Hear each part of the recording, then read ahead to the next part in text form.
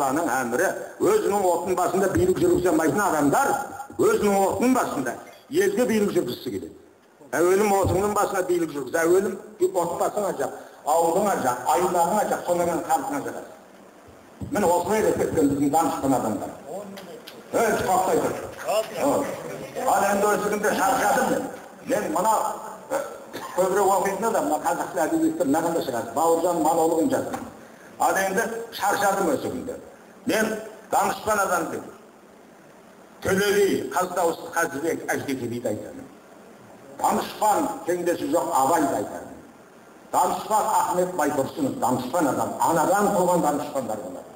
Міне, мен осыны айтамын. Көшіңе еріп кемеңгер ойда алыптың, тереңіне батып келегей теңіз тарихтың, өмірдің тылсым сырына біраз қанықтым. Сөзіңді ұқпас, су кесе жұқпас, бірақтан қойдай қаптаған топас тобырдан жабыттым.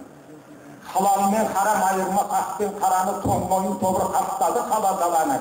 Әсерін екен тоқтықтың әлде жоқтықтың. Бүгінгі қоғам бізді саңлау сананы. Біздің санамыз келіп бар. Ашылу керек.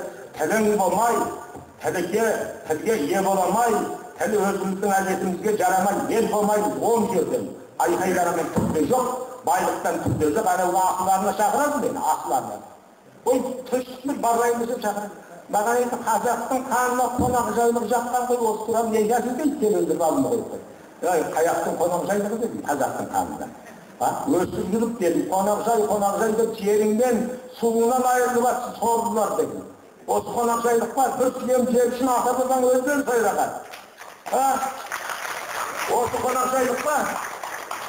Ана бір есерде тұрған қазақтар бір пәтеде тұрған бір-бірін білмейді дедім, есігін ашпайды. Қонақ жайлық бар. Ана байлар, ұрылар үй салып алтын бір дейікті қоршабақ қарақан кіре алмай үйіне дедім. Туысқанын білмейді, қонақ жайлық бар. Әбден машинасы шығарып кеттім. Ал аяқта, даңын